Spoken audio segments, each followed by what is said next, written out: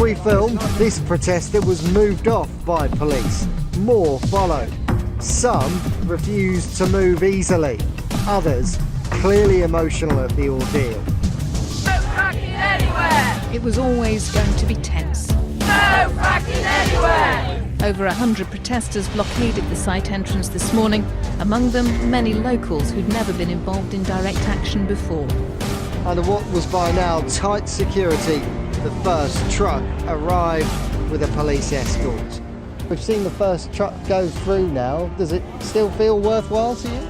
It strengthens my belief to stop this industry, so much so that I've even moved my home outside the gate to fight this industry.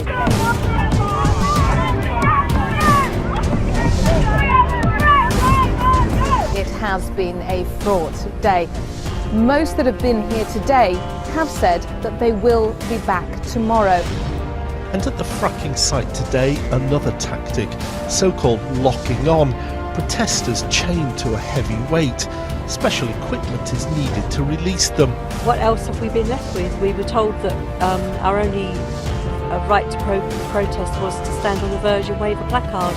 That's not going to do it, is it? So we've escalated, and we'll be here till as long as it takes. Protester Lee Coghill was taken together with her chair when she refused to move. I've spent years fighting this through the planning process, through the courts, by lobbying the people that you're meant to lobby, and no one's listening to us. Campaigners were also today allowed a slow protest, walking very slowly indeed in front of one convoy.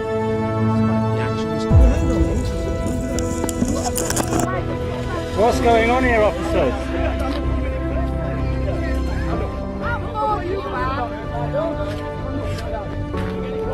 So this is the police targeting filming again. What are you doing? The CPS guidelines to police officers, and there is high court case law that states, along with our human rights, that protests can cause disruption.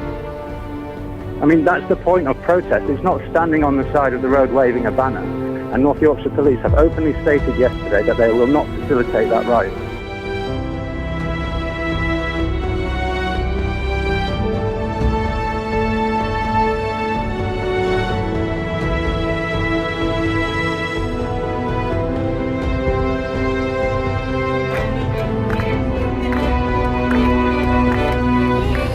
A police officer wearing gloves, hooking an arm around a fracking protester at Kirby Misperton.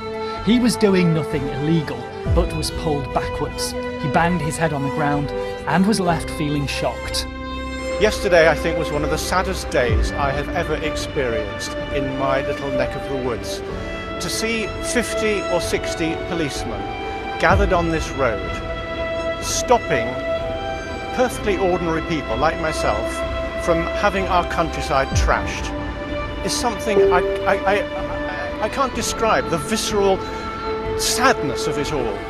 I've seen and counted this morning over 70 police officers and a handful of people, some local who I've recognised immediately, and I put my head in my hands when I see local police officers pitched against the local community.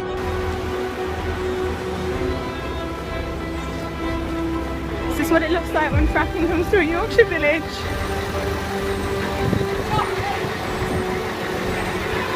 Look at this. Right. You should be proud of yourself. Look, you can't get around this corner.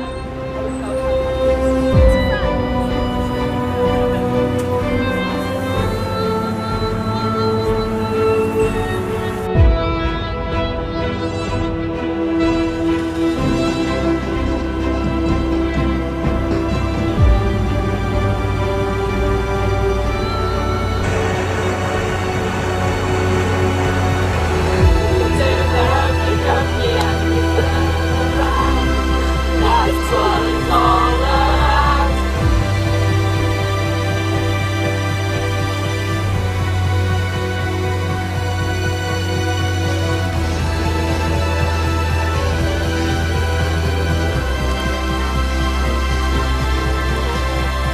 more people are coming out showing their opposition to fracking, showing that they are determined to do something to stop it. What's really interesting is that we've got hundreds of wells planned for this region, so if we've got one frack happening here possibly in the next week or so, what's it going to be like when we've got hundreds of wells all being faced by the same fierce opposition?